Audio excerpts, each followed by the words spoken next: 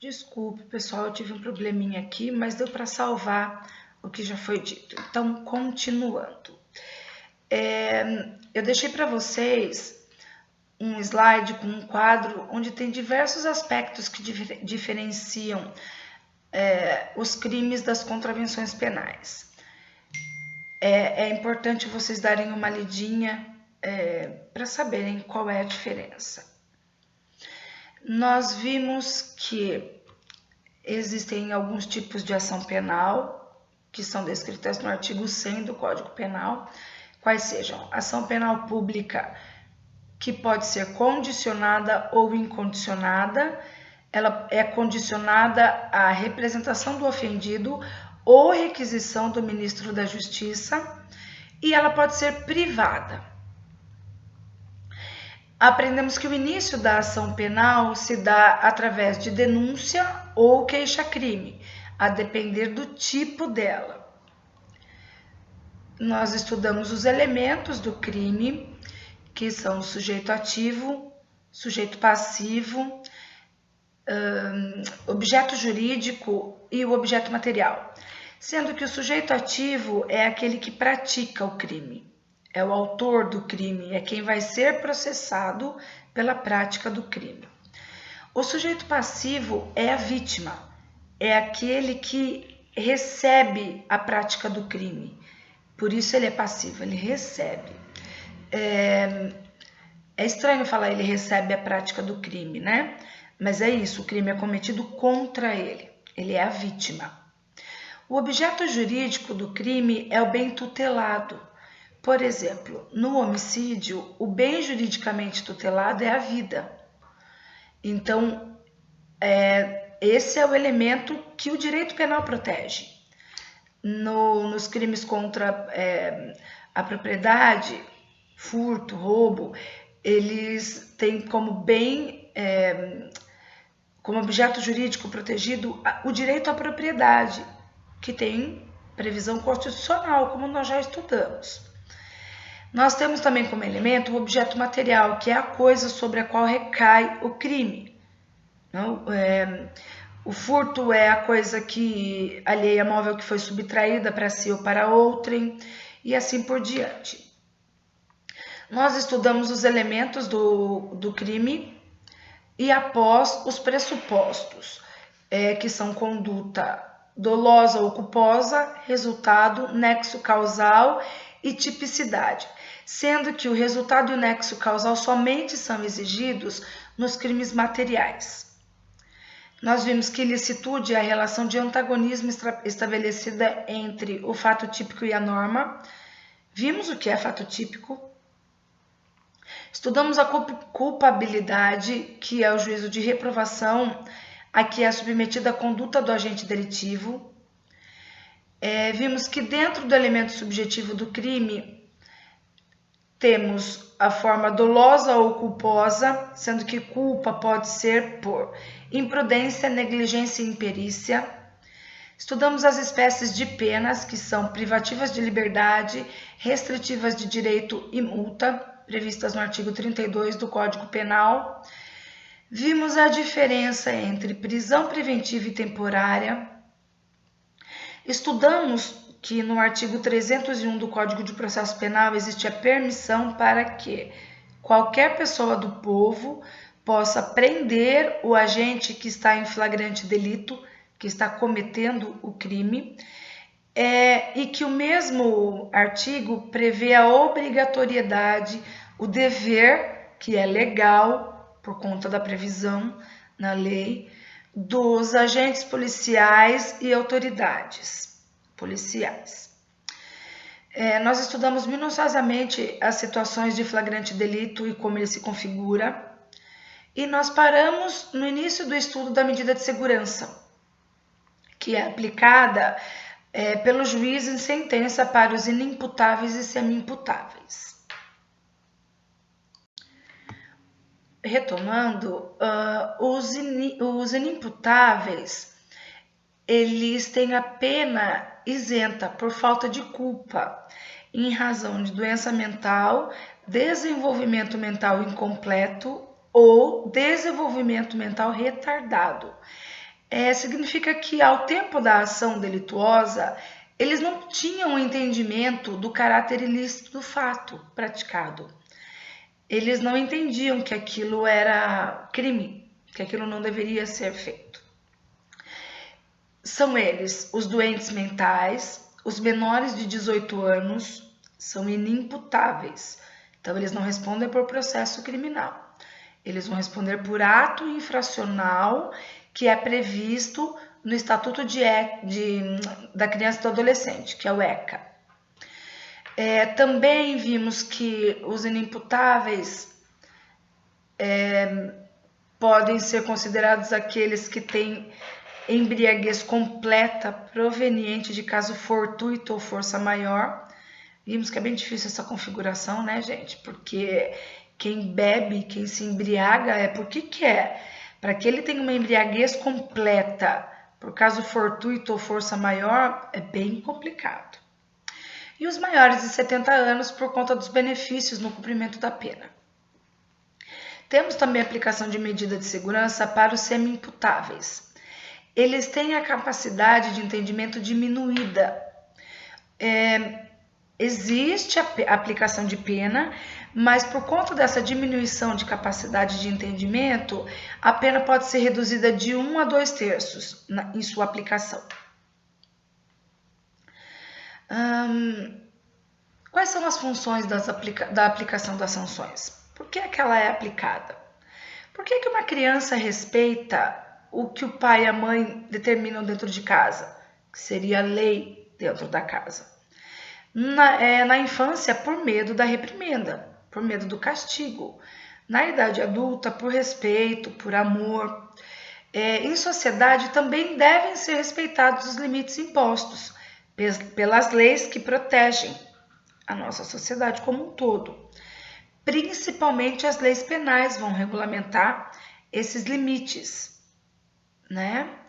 Então, as pessoas normais, elas não praticam crimes por serem tal ato contrário aos princípios morais, à educação, à religião. Com essas, a gente não precisa se preocupar.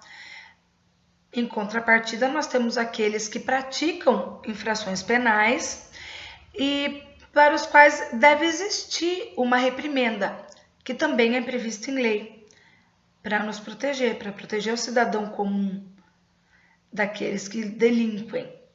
E para isso serve a lei penal, que vai aplicar a pena prevista pela conduta praticada.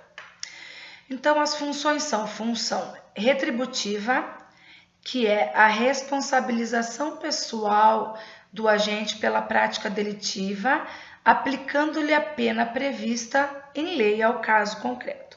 Então, existiu a tipicidade, existiu a previsão legal daquela conduta como crime, vai ter a retribuição do Estado aplicando a pena ao agente delituoso. Nós temos uma função social especial, que é ressocializar o agente a fim de que ele não mais delinqua em sociedade. Depois que ele delinquiu, essa função social especial vai ter um caráter prevencionista, a fim de que, tendo sido penalizado o agente pela prática penal criminal anterior, que ele volte em sociedade ressocializado e não mais pratique crimes.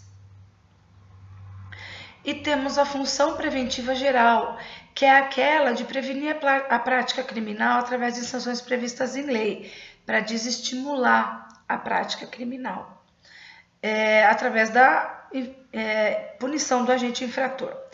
Aqui a finalidade é mesmo de desestimular a prática criminal por parte da sociedade como um todo. Nunca um agente delitivo poderá ser tomado como bode expiatório para a sociedade, como meio para se alcançar a finalidade da prevenção geral. Exige-se aqui o cuidado e respeito ao cidadão, a fim de que não tenha vontade e intenção de praticar o crime, mas o caso concreto dele não pode ser tomado como bode expiatório, certo? Ele não pode ser exemplo de prevenção geral. Cada caso criminal é um caso, por conta das peculiaridades. As penas aplicadas, elas têm alguns limites. Nas contravenções penais, o limite máximo de aplicação, de cumprimento da pena, é de 5 anos. O limite máximo de cumprimento da pena nas privativas de liberdade não pode ser superior a 30 anos, conforme o artigo 75 do Código Penal. A multa, ela tem o seu limite na condenação máxima de 360 dias multa, no valor de 5 salários mínimos, podendo ser triplicada se o juiz entender que, em virtude da situação econômica do réu, essa pena vai ser ineficaz, embora aplicada ao máximo. Então, ela pode atingir até 5.400 salários mínimos, vigente no país à época do crime, atualizado pelos índices de correção monetária. Está previsto no artigo 49, parágrafo 2º do Código Penal. É importante frisar que esse limite ele só se refere ao tempo de cumprimento da pena, não ao tempo que pode ser condenado o agente, porque ele pode cometer vários crimes e para cada crime, se for em diferentes momentos, ele vai responder por uma pena e vai ter a pena aplicada, que serão somadas para que ele possa galgar algum benefício, seja na execução da pena, no livramento condicional, na progressão de regime. Esses 30 anos é o tempo máximo que ele pode ficar preso, cumprindo pena, mas para todos esses benefícios que eu falei, nós vamos ter por base o tempo de condenação. Pode ser 900 anos, podem ser 20 anos, podem ser 50 anos. É a partir daí que a gente vai ver se ele tem direito ao benefício. Mas ele só pode ficar preso por no máximo 30 anos. Nos processos que envolvem crimes dolosos contra a vida, o autor, o sujeito ativo, ele é julgado na segunda etapa pelo tribunal do júri.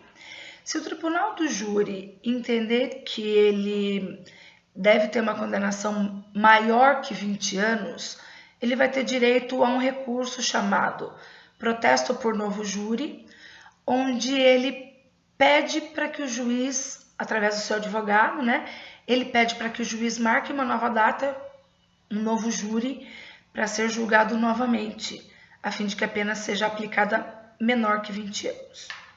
Isso é só no processo que corre no tribunal do júri, que são crimes dolosos contra a vida. Crimes culposos não correm no tribunal do júri. Agora nós vamos estudar o livramento condicional, que é previsto no artigo 710 do Código de Processo Penal. Ele pode ser concedido ao condenado a pena privativa de liberdade igual ou superior a 2 anos, desde que verifiquem as condições seguintes.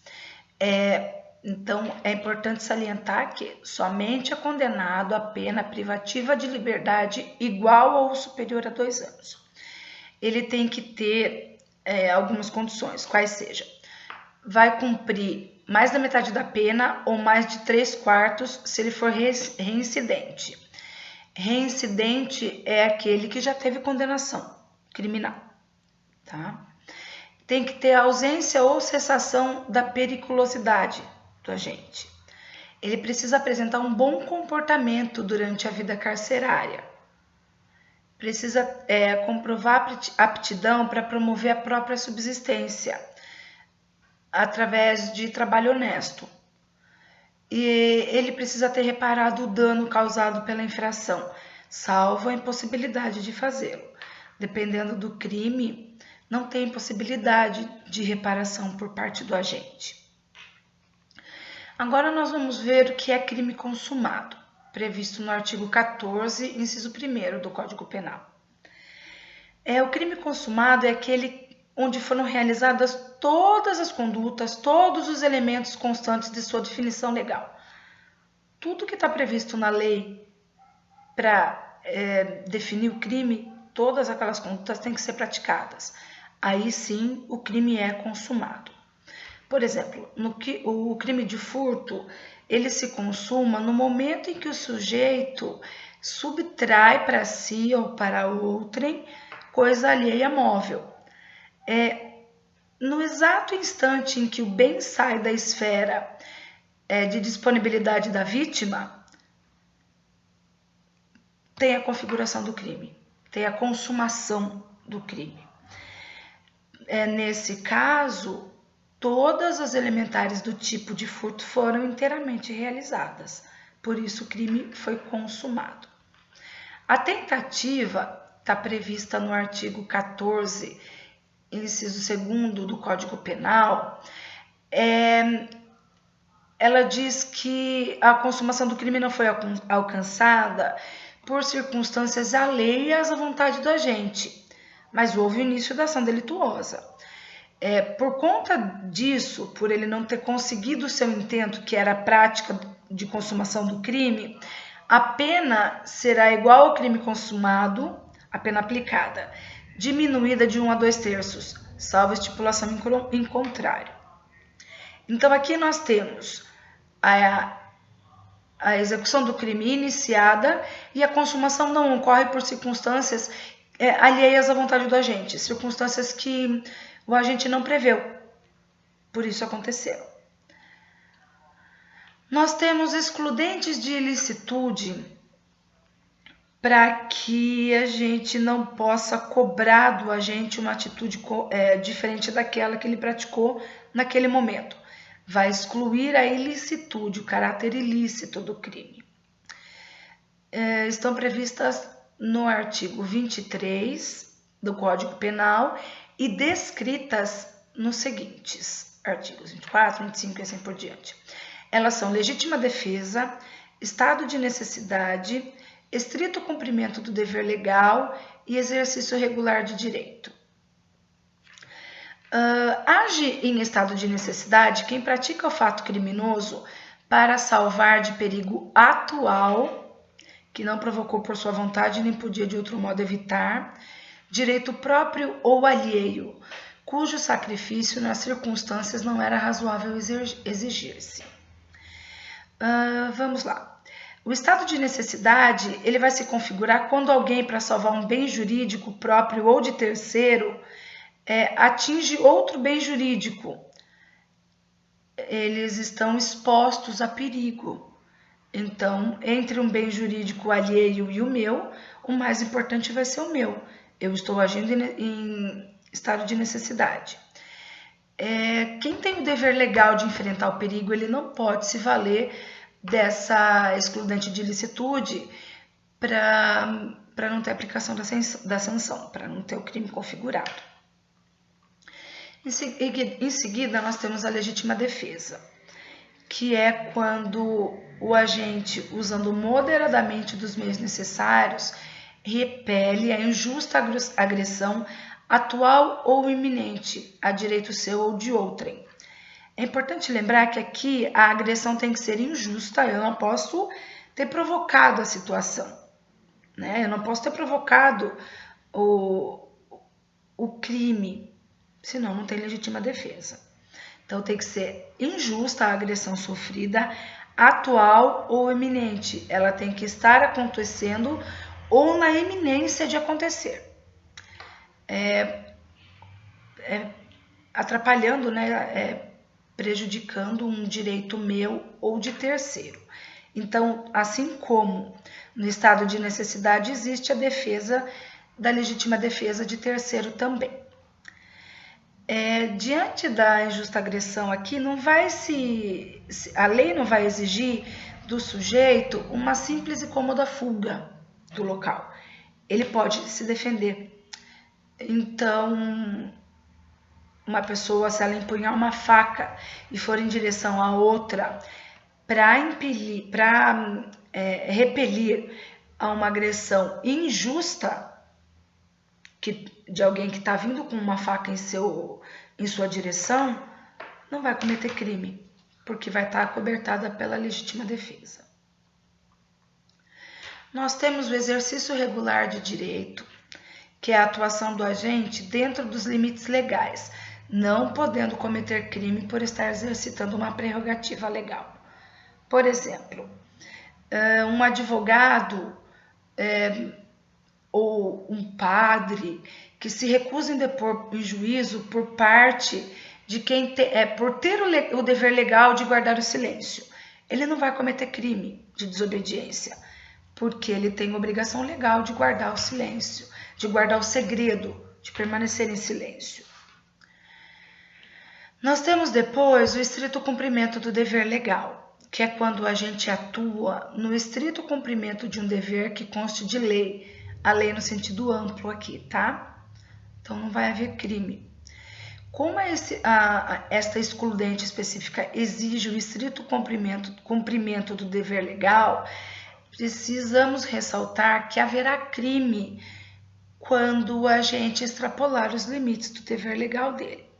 Por exemplo, um oficial de justiça que apreende bens para penhora, um policial que lesiona o assaltante em fuga. Aqui ele vai cumprir o dever legal. Agora, se o policial matar o agente que está em fuga, sendo desnecessária essa morte, por outro meio ele poderia prender o agente, mas ele preferiu matar, ele vai responder pelo excesso. Nós temos algumas excludentes de ilicitude que são específicas, previstas no artigo 128, incisos 1º e 2º do Código Penal, que é quando o aborto é permitido pela gestante, a prática dele é permitida pela gestante para salvar a sua vida, ou quando a gravidez ela é proveniente de estupro. A conduta não vai ser criminalizada. Nesses dois casos apenas. E nos crimes contra a honra, nas espécies de injúria e difamação, quando a ofensa ela é feita em juízo, numa discussão de causa, não vai ser criminalizada. Também não vai ser criminalizada uma opinião desfavorável da crítica artística, literária ou científica. E também no conceito emitido por funcionário público em informação prestada no desempenho de sua função. A violação do domicílio, que é um asilo inviolável, conforme a gente já estudou na Constituição Federal. Quando essa violação ocorrer na flagrância de um crime, enquanto o crime estiver acontecendo naquele domicílio, também não vai haver a penalização do agente. É uma excludente de ilicitude também, específica, como eu disse anteriormente. Agora nós vamos estudar os principais princípios do direito penal, levando em consideração que os princípios estudados anteriormente também são observados no direito penal, mas ele tem alguns que são mais específicos e nós vamos estudar. Quais sejam? O princípio da legalidade. Ele é previsto no artigo 1º do Código Penal, além da previsão constitucional que nós já estudamos, e ele diz que não há crime sem lei anterior que o defina, e não há pena sem prévia cominação legal. Aqui o princípio de legalidade, o princípio vai ser abrangido pela anterioridade e pela reserva legal, conforme a descrição do artigo 1º. Depois nós temos o princípio da irretroatividade da lei penal. Está no artigo 2º do Código Penal e na Constituição Federal, artigo 5º, que diz que ninguém pode ser punido por fato que lei posterior deixa de considerar crime, cessando em virtude dela a execução ou os efeitos penais da sentença condenatória. A lei posterior, que de qualquer modo favorecer o agente, vai ser aplicada aos fatos anteriores, ainda que decididos por sentença condenatória transitada em julgado. Então, a lei posterior ela não pode retroagir para prejudicar o réu, mas se ela for benéfica e deixar de criminalizar uma atitude, uma conduta, ela vai retroagir. Não importa se já teve julgamento com sentença transitada em julgado, da qual não caiba mais recurso. Pode ser pedida a aplicação deste princípio. Depois nós temos o princípio do indúbio pro réu. No caso de dúvida, vai ser beneficiado o réu, o acusado. Então, caso persista alguma dúvida acerca da culpabilidade do agente, a questão deverá ser resolvida sempre de maneira mais favorável ao réu, por nós termos no nosso ordenamento jurídico a presunção de inocência.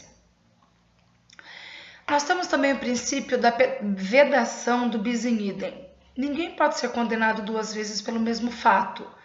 Também não pode ser empregada 2 vezes a circunstância em relação ao mesmo crime, quer seja para agravar ou para reduzir a pena.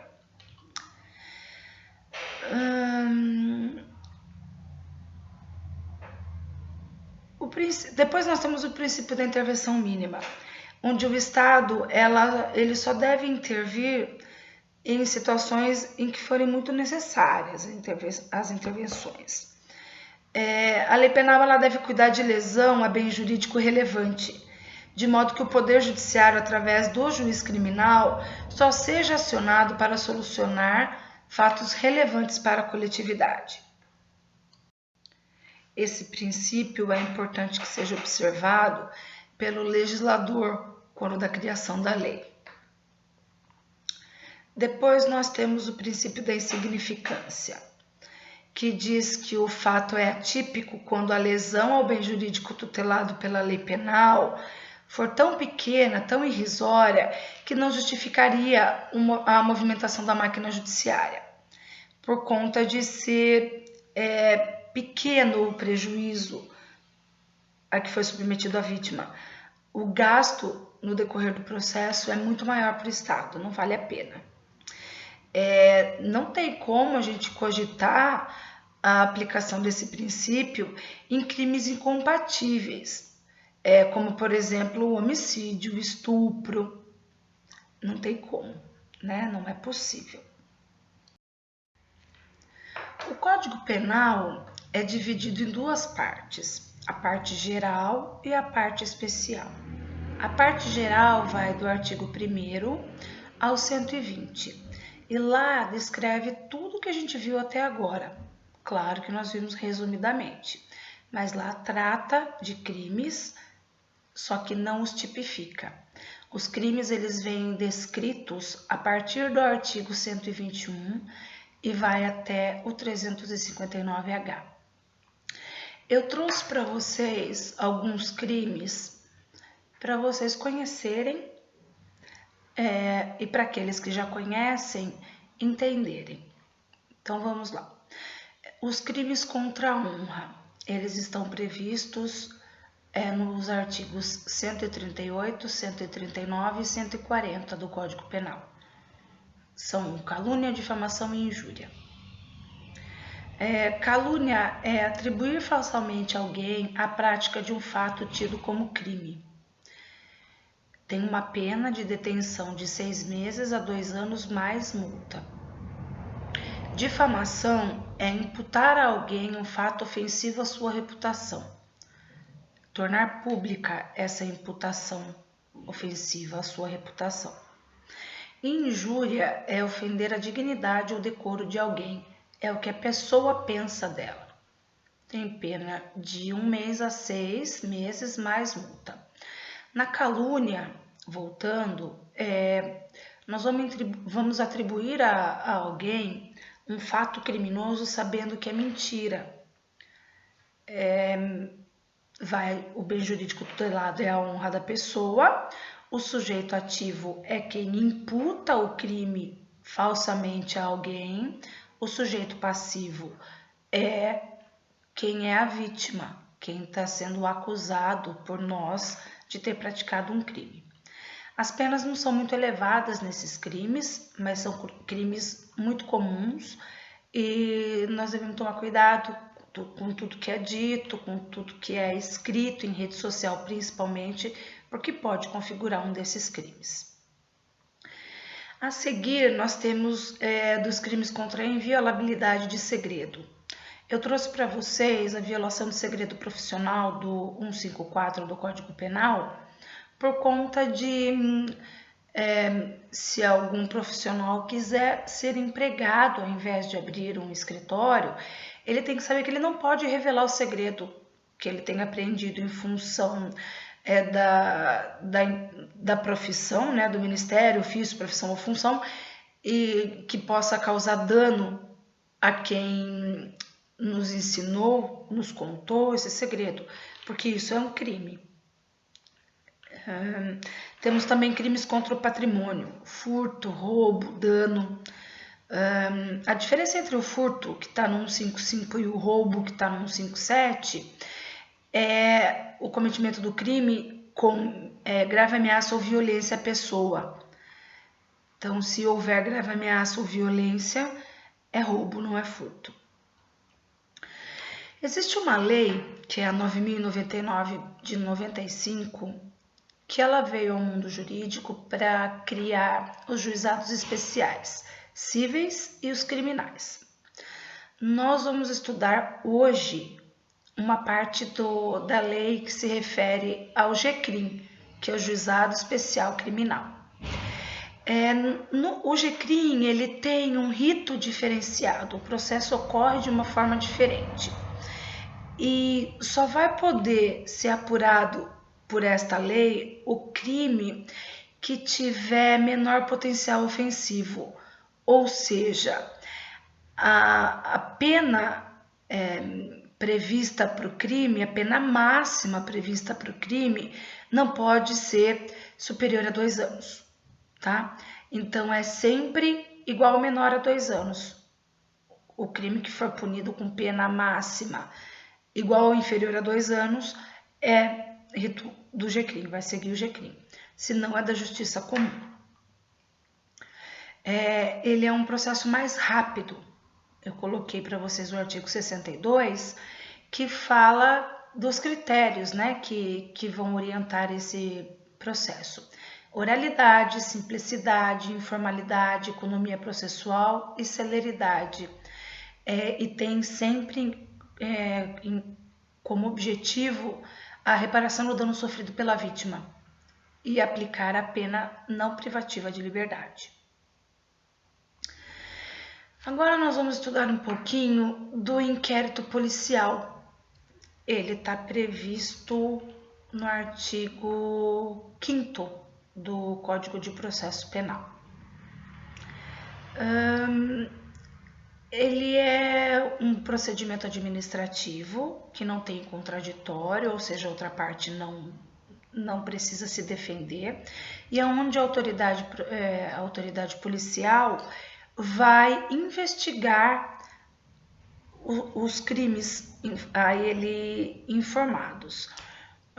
Materialidade, indícios de autoria, tudo que tem numa investigação criminal. É importante vocês darem uma lida nos slides que eu deixei. Nos crimes que são de ação pública, onde o promotor, o Ministério Público tem a titularidade da ação, eles podem ter o inquérito policial iniciado de ofício, pelo exercício da profissão do delegado, ou mediante requisição de autoridade judiciária, que é o juiz ou o Ministério Público, ou a requerimento do ofendido ou de quem tiver qualidade para representar. Qualquer pessoa do povo que tiver conhecimento da existência da infração penal e em que caiba ação pública, importante observar isso, poderá verbalmente ou por escrito comunicá-la à autoridade policial e esta, verificada a providência das informações, mandará instaurar inquérito. Assim que a autoridade policial tiver conhecimento da prática da infração penal, ele deve se dirigir ao local do crime, providenciando para que não alterem o estado e conservação das coisas, até a chegada dos peritos, no caso de haver necessidade de exame de corpo de delito. Ele deve apreender os objetos que tiverem relação com o fato, após liberados pela perícia, se houver necessidade da perícia, colher todas as provas que servirem para esclarecimento do fato e suas circunstâncias, ouvir o ofendido, caso o ofendido ou a vítima possa ser ouvido, porque em crime de homicídio, por exemplo, o ofendido morre, então não tem como ser ouvido. Ouvir o indiciado, que é o provável sujeito ativo do crime, né? Proceder ao reconhecimento de pessoas e coisas e acariações, caso haja necessidade. Determinar, se for o caso, a realização do exame de corpo de delito e quaisquer outras perícias. E identificar o indiciado pelo processo datiloscópico, que é quando a gente coloca as digitais, né? Tocar piano, que a gente fala, coloca as digitais na planilha para nossa identificação. E juntar as folhas de antecedente do indiciado. Vai averiguar também a vida pregressa dele, sob o ponto de vista individual, familiar e social, sua condição econômica, sua atitude e estado de ânimo antes e depois do crime, e durante ele, e quaisquer outros elementos que contribuam para a apreciação do seu temperamento e caráter, porque isso vai ter validade na dosimetria da pena, que é quando o juiz vai aplicar a pena, o seu máximo, o seu mínimo, com alguma circunstância que é grave ou não, que diminua ou não. Tem um questionáriozinho que o delegado faz, as perguntas para o indiciado e coloca junto, né, faz parte do inquérito. Ele também deve colher as informações sobre a existência de filhos, a idade dos filhos e se eles têm alguma deficiência, bem como o nome e o contato de eventual responsável pelos cuidados dos filhos indicado pela pessoa, para que as crianças tenham proteção no caso de, por exemplo, um crime de tráfico de drogas, serem prendidos os pais, o pai e a mãe. E daí os filhos não podem ficar sozinhos se forem menor de idade. O inquérito policial ele tem prazo para ser concluído. Quando o indiciado está solto, ele pode ser concluído em 30 dias. Quando o indiciado está preso, ele deve ser concluído em 10 dias. Esses prazos são prorrogáveis, desde que o delegado peça autorização judicial para a prorrogação do prazo concedido pela lei.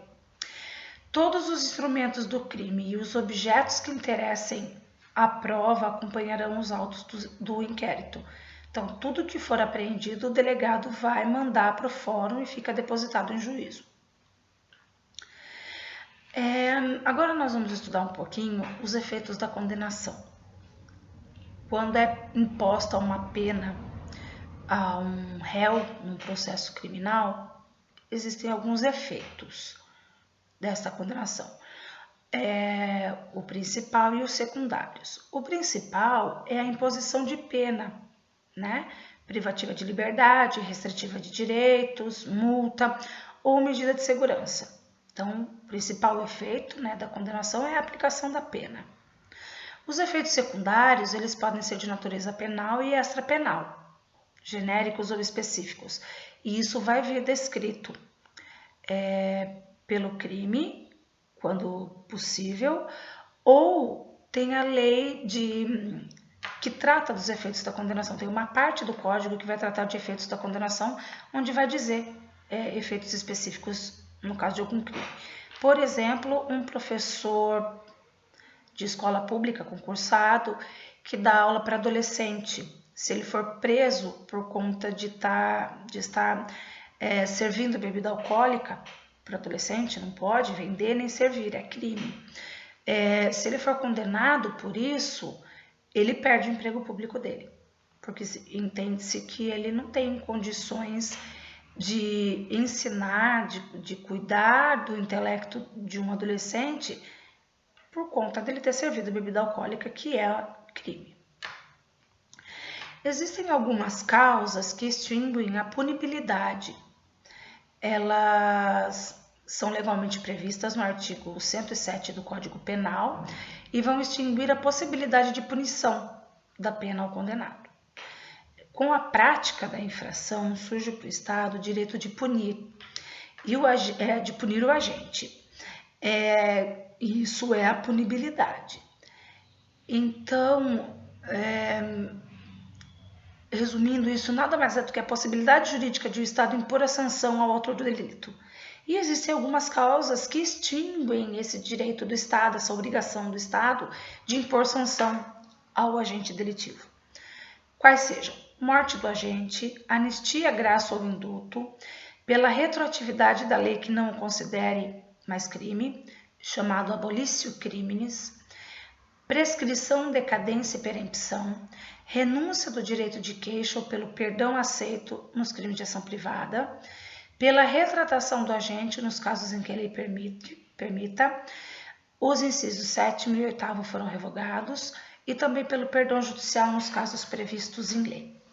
Eu deixei definição de todas as causas em slides e peço que vocês leiam, porque é importante saber a diferença entre um e outro. Bom, gente, por hoje é só. Era o que eu queria passar para vocês e eu espero vocês na próxima aula, semana que vem. Bom final de semana a todos.